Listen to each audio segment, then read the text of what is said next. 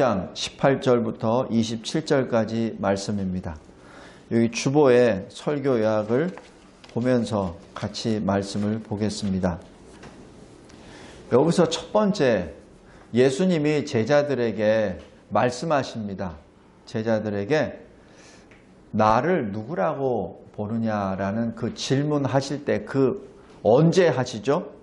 18절에 따로 기도하실 때. 따로 기도하실 때. 굉장히 중요한 말씀입니다. 예수님이 평상시에는 제자들과 같이 쭉 하세요. 근데 기도하실 때는 따로 가십니다. 왜냐하면 제자들을 사랑하세요. 그래서 그 제자들을 구원하시고 그 제자들을 예수의 이름으로 파송하실 분이세요. 그런데도 불구하고 기도하실 때만은 따로 기도하십니다. 왜냐하면 이것은 하나님과의 관계이기 때문에 그래요.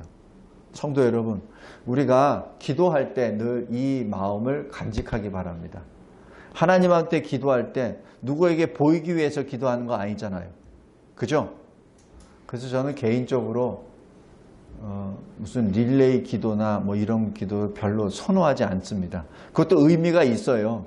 왜냐하면 기도의 끈을 계속해서 잡고 한 교회 성도들이 서로 계속해서 이 릴레이 기도를 하니까 상당히 좋은데 그게 자칫 잘못하다 보면은 이 보이는 식의 기도가 돼버린다는 그런 약점이 있습니다. 기도는 하나님께 하는 거예요. 하나님께. 그리고 홀로 하나님께 기도하는 겁니다. 그래서 기도하기 전에 말씀을 보라는 게 바로 거기 있어요. 왜냐하면 말씀이 하나님의 입에서 나온 말씀이니까. 그래서 하나님과 독대하며 하는 것이 기도이죠.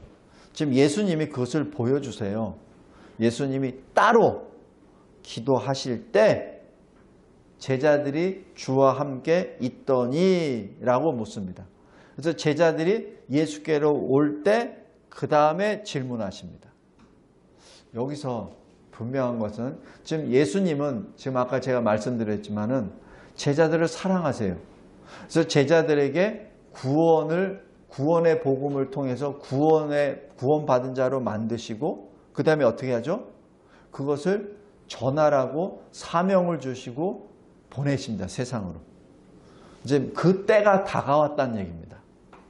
지금 예수님이 많은 숫자 동안 예수님과 함께 잠도 자고 예수님과 함께 움직이시면서 예수님이 보이시는 여러 가지 표적과 이적을 다 보여주시고 예수님이 설교하실 때마다 제자들이 가장 측근에 있었고 그리고 최근에는 오늘 여기 이것을 오늘 본문 들어가기 전에 10절부터 17절까지 오병이어 이 표적을 직접 보여주시고 제자들이 직접 그걸 날랐잖아요. 빵을 날랐잖아요. 생선을 날랐잖아요. 직접.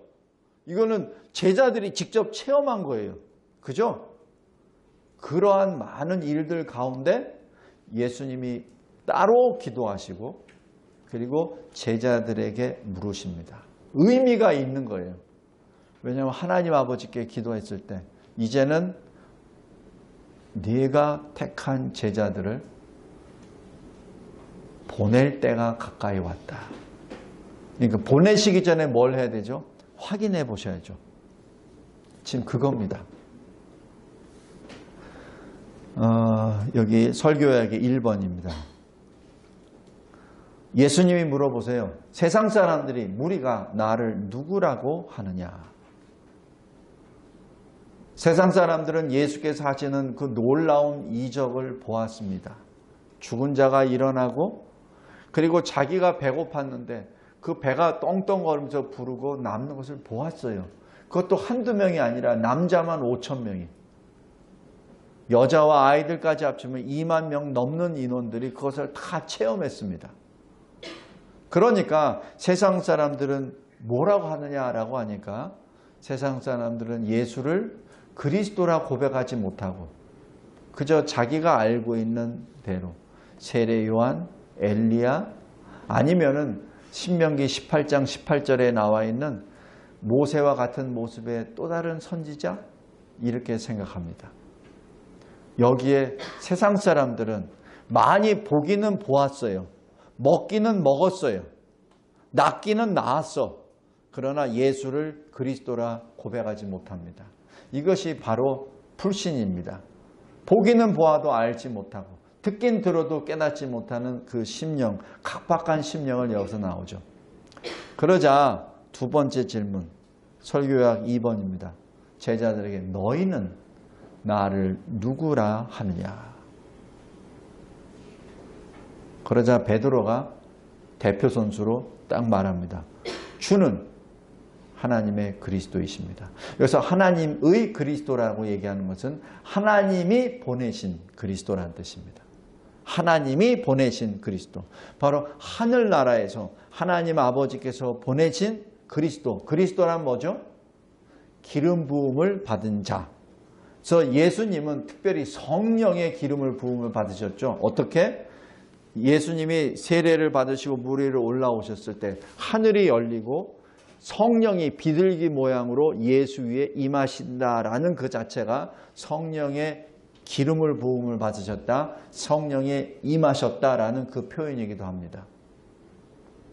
그리스도는 바로 하나님 아버지께서 성령의 기름을 부으신 특별한 사람이요, 하나님이 이 세상을 구원하기 위하여 보내신 바로 그리스도, 기름 부음 받은 자입니다. 우리 잘 알고 있죠? 이스라엘의 기름 부음 받은 자는 누구누구죠? 예, 제사장, 선지자, 왕. 왜 다윗도 기름 부음을 하잖아요, 사무엘이. 마찬가지입니다. 하나님의 권세를 받은 자의 사인이기도 합니다. 그래서 여기서 그리스도라고 하는 것은 바로 구주라는, 메시아라는 것을 의미합니다. 여기 사도 베드로가 이렇게 고백하는 이유는 뭐죠? 베드로는 예수님을 만났어요. 그냥 외적인 어떤 이적이나 말씀을 들은 것이 아니라 예수님의 그 영을, 그리스도의 영을 보았고 하나님의 그 권위를 직접 체험한 사람입니다. 그런다고 해서 베드로가 온전히 아느냐? 그거 아니에요. 예수를 온전히 몰라요. 그렇기 때문에 나중에 베드로는 모든 걸 다 듣고도 3번 부인을 하죠. 온전히 모릅니다. 아는 게, 이게 아는 게 아니에요. 내 손과 발이 이거를 따라갔을 때, 내 심장이 따라갔을 때 그게 아는 거지. 히브리어 말로 야다, 안다고 얘기하는 것은 인격의 체험입니다. 인격의 체험이에요. 꼭 기억하시기 바랍니다. 이걸로만 아는 게 아닙니다. 내 인격 전체가 그 말씀에 젖어서 움직이는 것이 안다라는 얘기죠. 아직 베드로는 잘 몰라요. 그러나 그 선상에서는 베드로가 지금 신앙 고백합니다. 하나님의 그리스도이십니다라고 고백하죠. 그런데 여기 3번째, 예수님이 21절에 이렇게 말합니다. 경고하시고 이 말을 아무에게도 이르지 말라 명령하십니다. 좀 이상하시지 않아요? 아마 예수님은 굉장히 기뻐하셨을 겁니다. 아, 이제 내 제자들만은 이제 사도의 경지에 올랐구나 라고 하면 기뻐하셨을 거예요. 만약에 베드로가 이 신앙 고백을 안 했으면 아마 예수님이 상당히 실망하셨을 텐데 베드로가 대표로 이렇게 말씀하시기에 너무 기뻐하셨습니다. 여기 다른 복음서에는 어떻게 나오냐면 주님이 기뻐하셨다 그래요. 그러면서 뭐라고 하시냐면은 내가 참으로 복을 받은 자로다. 왜냐하면 이것은 너로부터 아는 것이 아니라 아버지가 너에게 가르쳐 주셨기 때문이라고 말씀합니다. 예수님이 굉장히 기뻐하세요. 기뻐하시는데 이상한 반응을 나타내세요. 더 말하지 마. 왜 그렇죠? 섣불리 알고 전하지 말란 얘기입니다. 예수님은 제자들에게 나중에 승천하시기 직전에 선포하시잖아요. 내가 하늘과 땅의 권세를 받았으니 너희는 아버지와 아들과 성령의 이름으로 세례를 주라, 가르쳐라. 그리고 나를 끝까지 증언하라. 내가 세상 끝날까지 너희와 함께하리라. 지금 말씀하시잖아요. 마태복음 28장 19절, 20절, 21절, 사도행전 1장 8절 계속 그렇게 말씀하시잖아요. 그죠? 분명히 그렇게 말씀하실 뿐이야. 근데 지금은 하지 말래. 왜? 아직은 아니란 얘기예요. 네가 지금 신앙 고백은 했으나 그러나 아직 나를 몰라 라는 그 얘기죠. 그러니 완전히 알 때까지는 너 전하지 마라고 말씀합니다. 그러면서 완전히 아는 한 부분을 22절에 말씀하십니다. 22절에 뭐죠? 인자가 많은 고난을 받고 그리고 장로, 대제사장들, 서기관들에게 버림받아 죽임을 당하고 제3일에 다시 살아나야 하리라. 이게 뭡니까? 예수의 십자가 구속 역사입니다. 여기서 지금 예수님이 하신 말씀은 너희들이 내가 누구인지 아느냐? 바로 후입니다. 후. 내가 누구인지 아느냐? 내가 어떤 사람인지 아느냐라는 것을 안다. 그렇다면 두 번째 알아야 될 건 뭐죠? 내가 무엇을 할 것인지 알아야 된다는 얘기죠.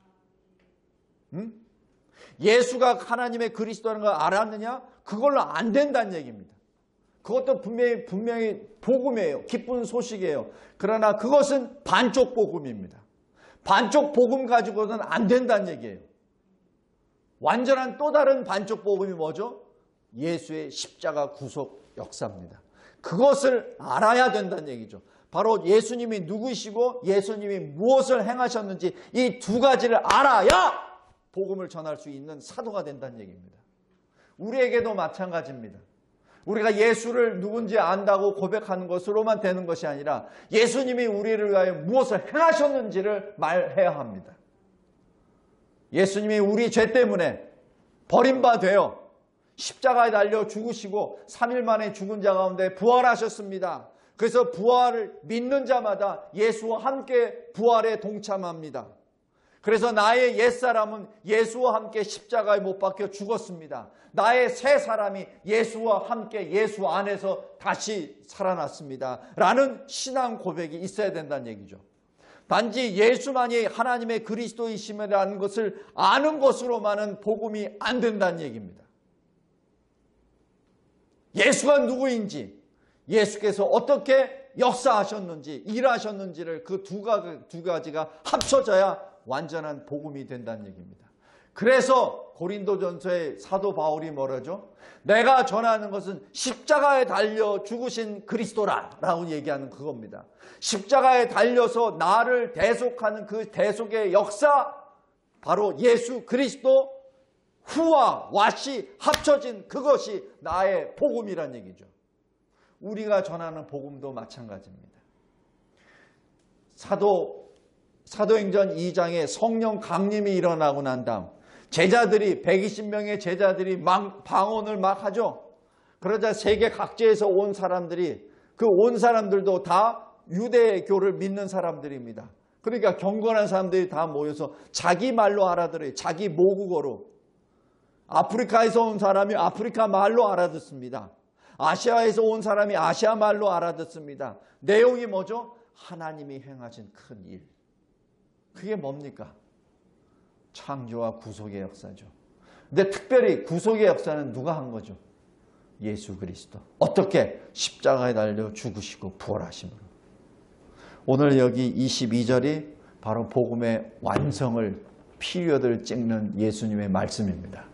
내가 하나님의 그리스도인지 아느냐? 내가 누구인지 아느냐? 그렇다면 그 다음에 내가 무엇을 행할 것인지를 지금 선언하노라 라고 말씀하며 십자가의 구속을 말씀하십니다.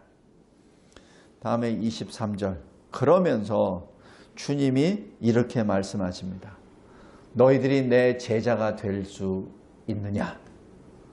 너희들이 나의 참다운 제자가 되려거든 너 자신을 내려놓으라. 너 자신을 위하여 살지 말라. 날마다 내가 너에게 준 십자가를 메고 나를 따라오라. 굉장히 이게 무거운 말씀입니다. 거룩한 말씀입니다. 그래서 이 거룩이라는 단어가 또 영광이라는 단어, 그 단어의 밑에는 무겁다라는 뜻이 들어가 있습니다. 지금 이 명령은 지금 다른 사람은 받을 수 없는 명령이에요. 그죠? 다른 사람은 받을 수 없는 명령입니다. 그러나 12제자에게 주시는 주님의 거룩한 명령입니다. 너희들이 내 제자로 나를 따라오려거든 너 자신을 내려놓으라. 너 베드로 너의 이름을 내려놓으라. 너의 이름을 내려놓고 그리스도인으로 따라오라는 얘기죠. 우리 각자의 삶도 마찬가지입니다. 나는 그리스도인 김진성입니다 라고 했을 때 주님이 명령하신 건 네 김진성이라는 이름을 내려놓으라. 그리고 그리스도인이라는 그 이름으로 나를 따라오라. 그 말씀입니다. 우리는 더 이상 우리를 위하여 사는 존재가 아닙니다. 고린도후서 4장입니다. 우리는 우리를 위하여 십자가에 달려 죽으시고 죽은 자 가운데 3일 만에 부활하신 그 주님을 위하여 사는 새로운 피조물입니다. 그래서 네가 나를 따르려거든 너의 옛사람을 내려놓고 새 사람으로 나를 따라오라는 얘기입니다. 그때 날마다 내가 너에게 준 십자가를 메고 나를 따르라.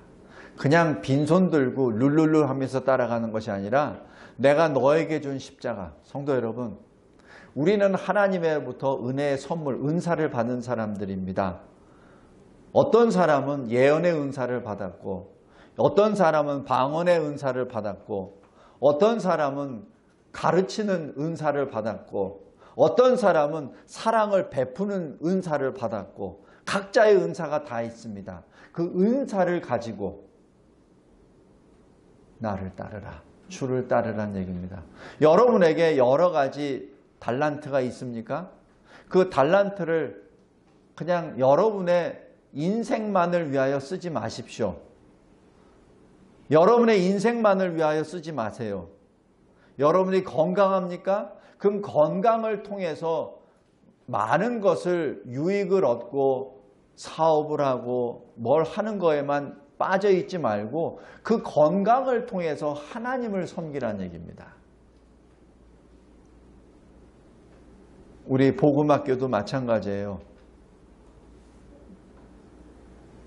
특별한 하나님의 은사를 받은 우리 성도들이 그것을 가지고 나누면서 복음을 전하려는 그 마음을 주님이 얼마나 기뻐하시겠습니까?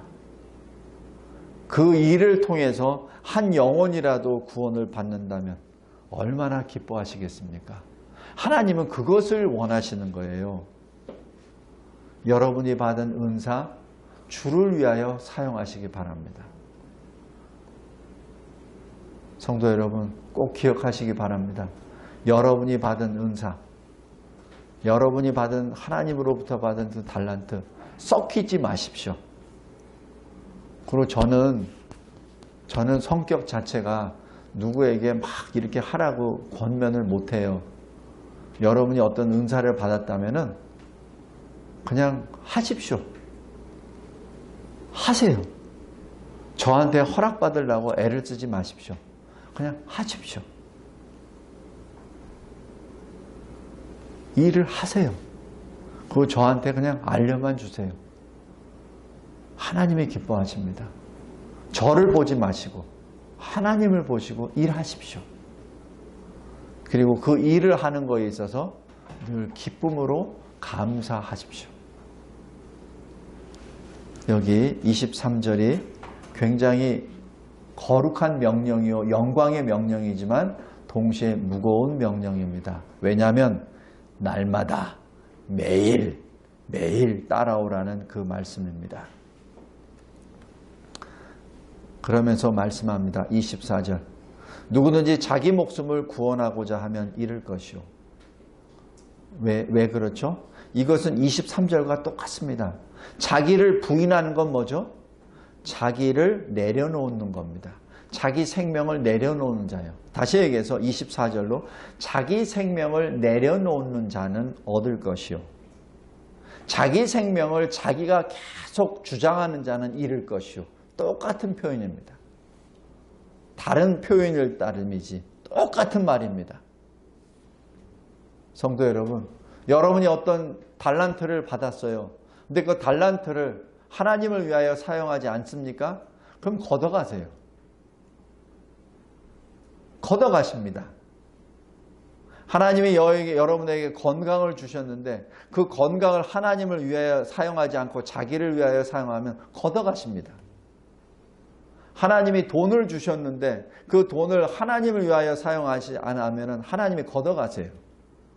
그거는 예수님이 지금 비유를 얼마나 많이 설명해 주셨습니까?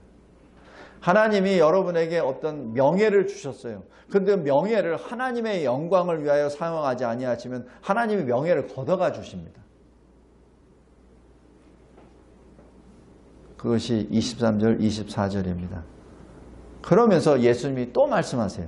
만일 천하를 얻고도 자기 생명을 잃으면 그게 무슨 유익이 있겠느냐. 또 26절에 또 말씀합니다. 누구든지 나와 내 말을 수치스럽게 여기면 나도 내가 재림할 때 너희들을 수치스럽게 여기리라. 그 얘기는 뭐죠? 모든 궁핍과 핍박과 박해 가운데 주 예수 그리스도의 이름을 수치로 여기지 말란 얘기입니다. 사도 바울이 제자들에게 쓰신 서신서에 내가 감옥에 있다고 부끄러워하지 마. 내가 감옥에 있다고 복음 전하는 것을 부끄러워하지 마. 사도 바울이 전한 거예요. 성령의 감동함을 입고. 마찬가지입니다. 누구든지 예수와 예수의 말씀을 수치스럽게 여기는 자는 그래서 몰래 피해 다니고 그래서 예배를 드리지 않고 또 그래서 복음의 현장에서 피하는 자는 나도 그를 수치스럽게 여기리라. 그러면서 27절에 또 말씀합니다. 이 똑같은 맥락이에요. 여기 서 있는 사람 중에 죽기 전에 하나님의 나라를 볼 자들도 있느니라. 너희들이 이 세상을 떠나기 전에 하나님 나라를 볼 수 있을 것이라는 얘기죠. 여기서 하나님 나라는 실존하는 하나님 나라 그 의미도 되지만은 하나님 나라의 권세를 받은 주의 영광을 볼 수 있을 거다라는 그 말도 됩니다. 그래서 바로 다음 주에 할 것 28절부터 변화산 사건이 나타납니다. 바로 이것이 직접 연결된다고 볼 수도 있고 또 다르게 해석할 수도 있습니다. 성도 여러분, 말씀을 맺겠습니다. 우리가 하나님께 나아갈 때는 하나님만 바라보십시오. 다른 거를 보지 마세요. 하나님만 바라보십시오. 마치 예수께서 그때 따로 기도하실 때 그 심정으로 말입니다. 두 번째, 복음은 예수와 예수께서 행하신 십자가 구속 대속의 역사를 말합니다. 그것을 다 복음이라고 합니다. 합쳤을 때 복음입니다. 우리가 예수 그리스도를 하나님의 아들 그리스도라 믿습니까? 그렇다면 그분이 행하신 십자가 구속의 역사와 3일 만에 부활하신 그 역사를 같이 전하시기 바랍니다. 마지막 셋째, 그 복음을 다 받았느냐? 그러면 나를 따르라. 너의 옛사람을 내려놓고 그리스도 안에서 새로운 피조물인 새 사람으로 나를 따르라. 그리고 기억하라. 내가 너에게 준 은사 달란트를 기억하라. 그 은사 달란트를 메고 나를 따르라. 두려워하지 말라. 이 세상이 나를 미워하기 때문에 너희들을 미워할 텐데 부끄러워하지 말고 수치스럽게 여기지 말고 너희들이 손에 묶였거든 감옥에 들어가든 아니면 단두대 앞에 섰던 나를 부끄러워하지 말고 담대히 증거하라. 주님이 우리에게 주시는 명령입니다. 명령입니다. 기도하겠습니다. 하나님 아버지 감사하고 감사합니다. 하나님께서 저희들에게 주신 이 생명의 말씀, 우리 주님이 직접 제자들에게 우리들에게 하신 그 말씀, 하나님의 그리스도라는 그 신앙 고백 위에 주님이 행하신 십자가 구속의 역사, 대속의 역사가 우리들의 모든 것이 되게 하옵소서. 그리고 우리가 받은 것을 붙잡고 주를 위하여 달려나아가는 주의 백성 되게 하옵소서. 예수 그리스도의 이름으로 기도드리옵나이다. 아멘.